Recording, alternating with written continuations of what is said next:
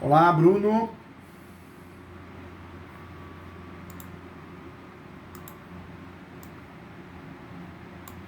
Bom dia, Bom você dia. me ouve? Opa, vamos lá. Pronto, pronto. Oi, Bruno. Quando eu entro e eu vejo que a pessoa não tá, eu ponho uma vinhetinha pra acordar, pra chamar. Ó, tô aqui. Ah, tranquilo. Tudo bem, Bruno? Tudo bem? E você tá bem? Família, saúde, física, mental? Que hoje eu acho que a gente precisa cuidar muito da saúde mental, né, Bruno? Senão a gente fica louco, né? Fica com depressão, ansiedade. O mundo tá muito maluco, as pessoas agressivas, uma cobrança o tempo todo, não é isso? Sem dúvida, é algo bem importante mesmo. É, precisamos cuidar, Já Bruno. tive, já tive dias melhores, mas eu tô bem, sim. É, tenta pensar positivo pensa assim também, tudo é resolvível. O que não é resolvível? A vida. Quando acabar a vida, acabou. Mas de resto, Sim, se a gente errar, pede desculpas, se a gente errou, foi sem querer, e vambora, vamos consertar, né? Vambora. sem dúvida. No mais que o professor Tem que pensar. ganha um amigo aqui, fica à vontade, quero te ajudar. Pode falar do seu jeito, eu vou te ajudar, vou te orientando, vou te guiar. Tá ok. A minha questão, na verdade, eu até procurei o senhor por causa dos seus vídeos na internet, né? Que Eu sou um legal, especialista em direito imobiliário. que Eu já legal. tinha visto alguns vídeos no YouTube e tal, apesar de não ser da área do direito, eu sempre tive algum interesse nesse tema. Ô Bruno, e eu sempre E a minha falo, questão. viu? Eu falo que não dá pra fugir do direito imobiliário, né? Que nem direito consumidor, porque ou você mora num Sim. lugar, você mora alugado, ou você entrou, ou você comprou, não tem jeito, né? É, sem dúvida. Eu acho que pelo menos uma vez na vida alguém ainda vai passar por alguma questão que envolve direito imobiliário, né? É, Não é tem como verdade. fugir disso. Não tem como fugir. É, a minha questão envolve um financiamento bancário, né? Uma alienação fiduciária. É o que ocorreu, né? Eu adquiri uma casa aqui em Brasília, aqui no Distrito Federal, e na época eu precisava de financiamento para conseguir adquirir essa casa. Só que o grande detalhe é que essa casa ela não é averbada. A construção ela não está averbada na matrícula do imóvel porque a casa não tem habites. O que é algo relativamente comum aqui em Brasília, principalmente em região de condomínios, assim, nas casas. Essa região mesmo a qual eu estou me referindo, a maior parte das casas não tem habite. Porque o processo aqui é um pouco complicado, Eu é um pouco sei, burocrático. eu tenho várias ações aí e dou muita aula aí, então eu tenho muitos alunos, então eu faço muita mentoria. Inclusive tem bairros famosos aí, né? Sim, Sobre regularização, Planaltino também, né? Então, sim. tem muito lugar, Então é uma questão, decisões diretas aí, verdade. sim, é uma questão relativamente comum. É, a- é, Existe uma escritura, assim, o lote em si ele é escriturado, né? Ele é regularizado o lote, só que a edificação ela não é averbada. E na época eu dependia de financiamento bancário para conseguir adquirir essa casa a qual eu me interessei.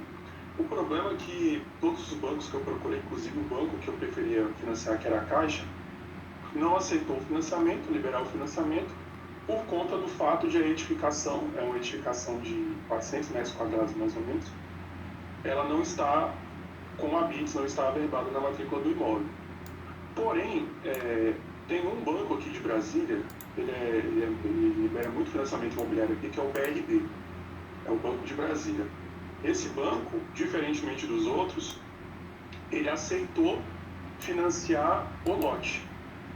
Assim, ele financiou o lote desconsiderando a edificação. O que ocorreu no dia? O engenheiro veio aqui, ele viu que tinha uma construção, já uma construção bem significativa, só que, como pelas regras do banco, ele poderia avaliar apenas o lote.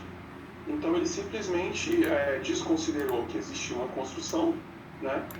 E ele avaliou, para fins de aceitação como garantia, o lote, e todo o financiamento foi feito como se existisse apenas um lote, né? Essa edificação ela não foi considerada no financiamento. Inclusive, é uma linha de crédito que eles oferecem que é diferente da linha de crédito para financiamento residencial normal. O prazo é menor, as taxas de juros são um pouco maiores, mas é algo que, principalmente aqui na região, muita gente vinha fazendo, né? Que é justamente como os lotes aqui são relativamente caros, acabava que pelo valor do lote você conseguia ainda pegar aí, sei lá, 60% do valor do imóvel total. Já tinha aquele valor de mercado mesmo o imóvel irregular, né? Já tinha, não, já tem, né? Sim, tem bastante valor de mercado. O problema é que, por questões pessoais, né, eu tive algumas questões de problema de saúde na família, outras questões financeiras, eu me encontro hoje numa situação em que eu estou inadimplente em 2 parcelas do financiamento. Eles ainda não me notificaram para purgar a mora, porém eu estou numa situação hoje em que eu não tenho condições de manter esse financiamento, né? E aí eu comecei a ver quais são as minhas alternativas, né? Então, assim, a minha grande dúvida hoje, e é por isso que eu estou procurando uma orientação jurídica, até mesmo para decidir que tipo de estratégia eu vou tomar nessa situação, óbvio que o banco não vai, eu tenho certeza absoluta que o banco não vai querer me indenizar pelo que está construído. Assim, ele vai tomar, se vier a acontecer de ir a leilão e ir para um leilão extrajudicial, o banco simplesmente vai leiloar e pronto, né? Agora a questão seria, juridicamente, assim, se haveria alguma possibilidade de o banco indenizar a construção. Assim, como é que ficaria essa questão? Porque ele financiou um lote, ele pegou um lote como garantia, porém nesse lote já havia uma construção, né? Não foi algo que nós construímos depois do financiamento, é algo que já existe há mais de anos aqui, né? A minha dúvida mesmo seria como é que ficaria juridicamente, se haveria alguma possibilidade de levar em conta essa questão do valor do que está edificado. Bruno, com muito carinho eu vou te explicar tudo. Eu já vi que você é muito inteligente, até pela forma que você fala. Já vi que você também andou, talvez assistindo minhas aulas também, você já tem noção, legal. Mas eu quero te orientar para você saber tudo que pode acontecer para você tomar o melhor caminho. Quando nós compramos um imóvel na planta, né, ou direto com a construtora, incorporadora, ou tem instituição financeira no meio, e deixamos de pagar, houve a quebra do contrato.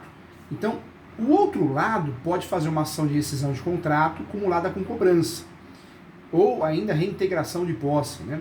Isso é comum, isso pode acontecer. Quando nós falamos de financiamento imobiliário, o banco é terrível, o banco não quer ganhar dinheiro, ele quer rapidez, quer liquidez. Então, construtor, incorporador e construtora, normalmente eles fazem isso. Ação de rescisão de contrato e integração de posse. Quando nós falamos de banco, é diferente. O banco ele usa, inclusive, a alienação fiduciária como o principal instrumento de financiamento. Então, ele faz a convalidação da propriedade quando ele notifica e ele faz o uso do leilão extrajudicial. Se alguém arremata nesse leilão extrajudicial, essa pessoa vai pedir para você sair. Se não sair, faz a ação de emissão da posse com tutela antecipada. Então, a ideia, né, na quebra do contrato de compra e venda é essa. Incorporadora, construtora, rescisão de contrato, ou rescisão com reintegração, ou muitas vezes eles fazem a execução, depois faz a reintegração por fora. A execução para receber rápido, porque pede penhora online. Falou em banco, a estratégia é diferente. Vai para leilão, se alguém arrematar, faz emissão de posse. Hoje, o que você pode fazer com muito carinho? Quando nós somos processados, nós saímos meio pela porta dos fundos, né? Então, se você entender que tem tese para isso, você pode tentar fazer algumas ações. Fica à vontade, que o seu celular tocou aí. Opa, tá ouvindo? Não, desculpa. Imagina, Bruno, fica tranquilo, você tem um amigo aqui. O que você pode fazer, Bruno? Algumas estratégias, né?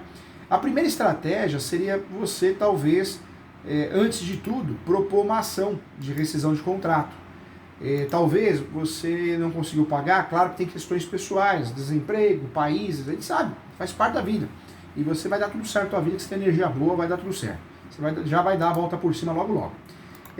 Mas você pode alegar um vício oculto. Então, comprou um imóvel, mas o imóvel não bate sol, um imóvel contaminado, um exemplo, tá? Hipotético, né? Mas vício oculto, você se sentiu enganado em algum momento, em alguma coisa. Às vezes tem, às vezes não tem. Se tem, é interessante porque dá para pedir rescisão de contrato. Ou você foi induzido a erro. Às vezes um corretor, uma corretora, o próprio vendedor, aqui você vai pagar com facilidade, vai dar tudo certo. Então, se você foi induzido a erro, também é um motivo para você pedir a rescisão do contrato? Porque você foi induzido a erro, mesmo com os cálculos do que você ganhava, você não está conseguindo pagar em virtude de um cálculo, né, de uma simulação errada. O financiamento imobiliário não pode compreender mais que 30% da sua renda. Então talvez forçaram isso para te vender, né, sabendo mesmo que ultrapassasse disso, né, 50% da renda, e te empurraram, porque querem vender. Isso é induzimento a erro, e o induzimento a erro também é um motivo para pedir rescisão. Então, a ação de rescisão de contrato, quando é proposta por você, é interessante porque você se antecipa à ação de rescisão de contrato que é proposta pela construtora, incorporadora, ou uma emissão de posse, e você, nessa ação, você pede devolução da jurisprudência. A jurisprudência fala de 70%, 80%, em alguns casos, né, exceções até 100%. Seria uma saída também. Isso é interessante. Outras ações interessantes que existem no mercado para a gente usar no meio jurídico é a ação de exigir contas. Eu deixei de pagar, mas eu não sei mais o que eu estou devendo, eu não sei mais o que eu paguei. Então você faz uma ação de exigir contas para obrigar o banco a apresentar o que você pagou e o que você deve. Também é uma outra ação utilizada, mas é muito café com leite, não vai resolver seu problema diretamente. Tem a ação de perdas e danos. Perdas e danos é uma ação que você faz contra o banco para provar que tem juros abusivos, taxas abusivas. Mas uma ação, Bruno, com muito carinho, também não vai suprir seu problema, porque é uma ação que quando o judiciário condena a pagar a indenização, vai condenar 10 mil reais, 8 mil reais. E 10 mil reais, claro que é dinheiro, mas não vai resolver tua vida, né? E você vai gastar dinheiro com a ação. Às vezes o que você gastou, o que você ganha, deu na mesma. Então é complicado. Existe a ação revisional. Ação revisional para você rever o contrato. Essa ação é perigosíssima, porque a revisional, normalmente o banco recorre. Se você ganhar, você vai ganhar em terceiro grau. E o pior de tudo, se você perder, você arrumou uma sarna para se coçar, porque tem sucumbência. Então, tem 4 ações usadas nesse meio. Algumas são muito traiçoeiras, né, Bruno? E o meu medo, porque eu não quero você como cliente, eu prefiro que você ganhe amizade. Falar, professor Júlio, lá em São Paulo, eu ganho um amigo aqui. Eu prefiro muito mais isso que te vender um serviço jurídico infrutífero. E é muito fácil você cair na boca do leão, né? Eu falo boca do leão para os alunos e dão risada. Mas quem é vendedor, pega um advogado, uma advogada que não é honesto o suficiente, quer vender serviço, ele vai falar para você, vamos fazer uma revisional para provar juros abusivos, taxas abusivas. É muito comum isso, né? Inclusive, Bruno, eu ia te falar, na televisão tem. Na televisão, nas rádios, tem. Ligue já, nós vamos reduzir os juros do carro, né? Do financiamento do veículo, do empréstimo, do financiamento de imóvel. E a maioria dessas empresas, Bruno, são golpistas, né? Eles vivem do quê? Eles vivem das migalhas que as pessoas pagam. Cobra lá 5 mil, 2 mil de você, depois entra com a ação, perde, você que vai pagar sucumbência, aí vão virar para você e vão falar, olha, Bruno, nós não prometemos causa-ganha, viu? Então, você pagou 5 mil reais, mas infelizmente não tem causa-ganha. Então, além de ter gastado honorários com a revisional, com essas empresas, você vai gastar com a sucumbência, porque se você não tiver justiça gratuita, e ações que envolvem imóvel normalmente não é fácil conseguir justiça gratuita, você vai ter que arcar com a sucumbência. Olha o prejuízo. Então, em vez de te ajudar, eu estou te atrapalhando, né? Estou te colocando numa furada. Então, hoje, o que eu faria?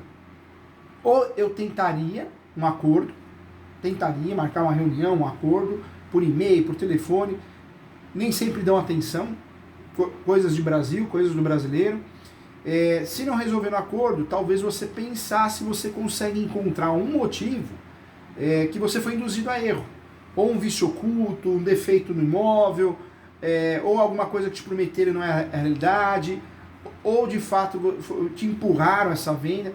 Se você conseguisse achar alguma situação, igual eu estou te falando, parecida, você poderia pedir muito bem a rescisão do contrato, ou seja, você viraria autor e não réu, né? Então, você inverteria o sistema, é um jogo de xadrez. E aí você talvez sairia pela porta da frente como autor e talvez com algum valor no bolso, né? Mesmo que não tenha uma decisão, tenha um eventual acordo, seria uma estratégia que tem dado certo em algumas situações, viu, Bruno? Mas essa seria uma ação contra a pessoa que me vendeu o imóvel, no caso. Contra quem te vendeu o imóvel. Entendi. Você teria que provar através de em relação, assim, um e-mail. Em relação a essa questão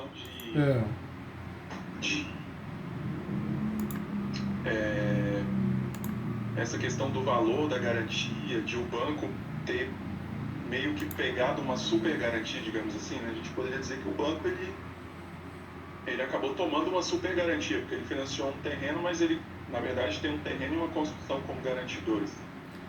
Isso o senhor não vislumbra assim?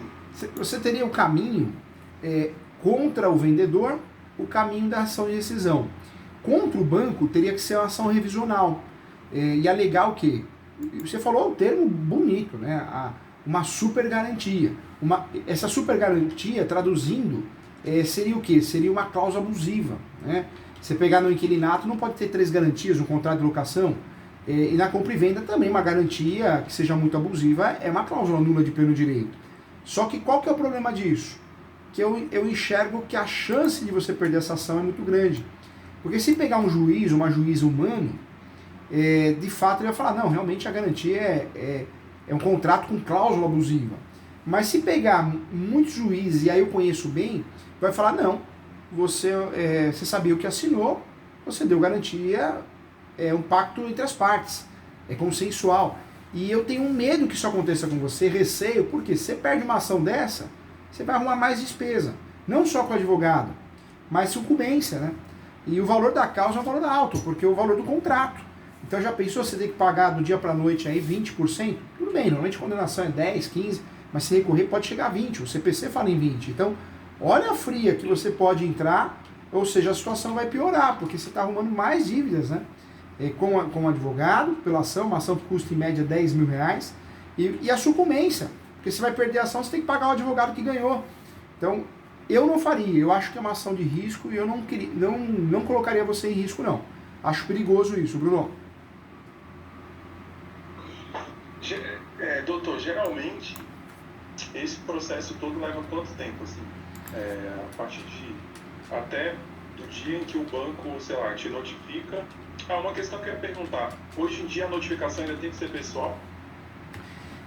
Na verdade, o seu caso vai para leilão. E aí nesse leilão, alguém tem que arrematar. Se alguém arrematar o imóvel, vai demorar um pouquinho, porque na verdade a pessoa vai ter que pegar a carta de adjudicação, vai ter que registrar, leva um tempinho para ela passar para o nome dela, né? Passando para o nome dela, é muito comum, se ela contratar um advogado, uma advogada que seja do bem, vai te notificar, vai pedir para você desocupar em 30 dias, 20 dias, 60 dias, e você não saindo, vão fazer uma ação de missão da posse contra você, e cabe eliminar. Então, esse trâmite dessa ação, até o registro e chegar até a ação, ele leva normalmente 6 meses, até 1 ano, né? Eu já vi casos aqui no escritório, casos estranhos, né? A pessoa compra, remata no leilão e não transfere, fica enrolando, acho que ela é mal orientada, falta dinheiro. Então, com sorte, eu já vi casos de 2 anos, né? Mas não é comum. Normalmente em 6 meses já aparece uma citaçãozinha para você, né? Para você desocupar. Hoje, fazer uma revisional, você vai fazer uma ação de risco.